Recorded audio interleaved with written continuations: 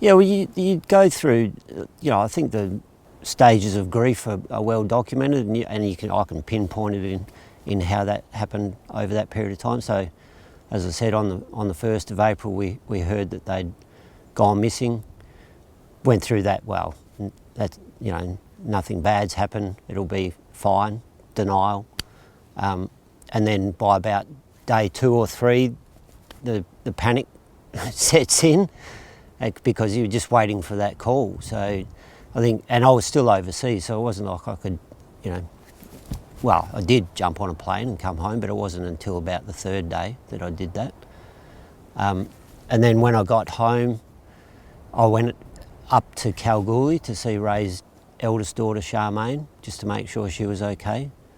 So it was a bit of a whirlwind round trip. I flew in from South Korea to Perth to Kalgoorlie, back to Perth, and then pretty much loaded anything I had into the 4-wheel drive and drove up here at warp speed. So I didn't get here till the 8th, actually. I got here on the day that they found Ray. Well, they didn't know it was Ray at that stage. I think I got to Mount Magnet on the 7th and then Sandstone on the 8th. We've been trying to get a result or a resolution from day one. And for years, you do that under the guidance of police as well. So you believe that, multiple times I've sort of been told to not say anything to media, or go through their media. And there's also aspects of any family dynamics. So, I didn't think I had authority to be a spokesperson before, because Ray and I weren't close at the time of his death. So there was that entitlement thing as well. I didn't feel like I should be a spokesperson.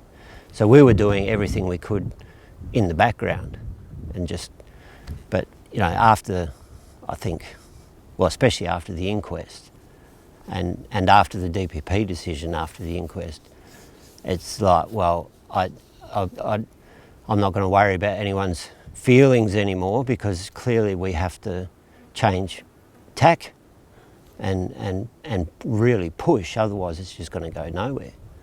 No, it completely upturns your whole life, 10 years now. I mean, it's not like, and not to just detract from other, deaths and that, but it's not like any normal grief or anything like that, because it's just ongoing. It's continual, and you go through, moments of anger, moments of depression, and moments might last months. I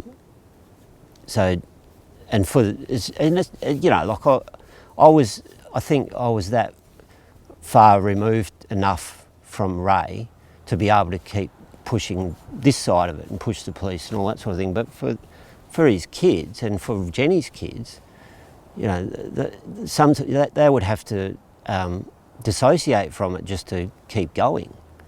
It's just, and then the ambiguous loss, because now after 10 years you sort of can put the puzzle together and 100% confirm that Jennie was potentially murdered as well.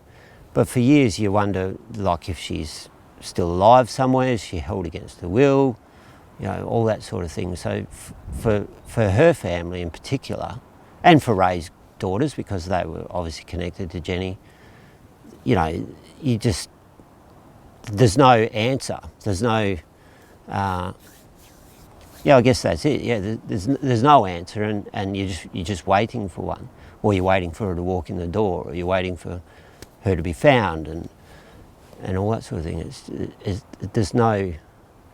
There's no way to describe it. I don't think. I don't know. That standard grief process, it's documented, and I like to read that sort of thing so you can understand the emotions and all that sort of thing. But the final stage is acceptance, and you can't reach that stage. It's impossible without finding the person.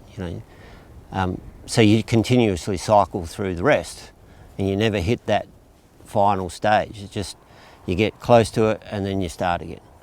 You know, so it's just a continual cycle through the stages of grief, and those are denial, anger, bargaining, depression, and then you don't get the acceptance. So you sit in denial for a little while, nice and little comfy spot there. I spend most of my time in the anger zone. Sorry, yeah, I do. I spend most of my time in the anger zone and the bargaining zone, because you think, what else can I do? And you just keep trying new and different options to try and get a resolution. Depression, have sat in there for quite some time, try not to anymore. But you never get to that acceptance, so you start again, and you start again. You know, I've tried to study as much as I can about victims and secondary victims and all that sort of thing. Pretty common that people sort of say you never get any closure. The ultimate would be to find Jennie. That's the pinnacle, you know, that's the number one goal. Never give up the hope on that. Second to that is justice, someone being charged with their murders. Yeah, it's just like to get some sort of peace from it would be ideal, because until particularly justice comes, we'll never have any peace about it. So if we could get at least that, would be ideal. And then, you know, the jackpot, if that ever happens, of finding Jennie. I enjoy being out here. I like camping out here. I'm going to try and get my wife to catch the gold fever so that we can come out here. She nearly did last year. She tried Richard's metal detector and quite enjoyed it. So, you know, yeah, once this is all over and done and dusted, we might buy ourselves a camping trailer and prospecting gear and do it ourselves. But I think we'll make sure that one particular prospector is in jail before we do that. I call him the garden gnome, or the small ornamental garden figurine. He does look like he belongs down at Gnomesville. Yeah. Down. Have you been there? No, God no. Oh yeah, true. It'd be like your night. No. I'll go there with a golf club, maybe. It'd be very therapeutic.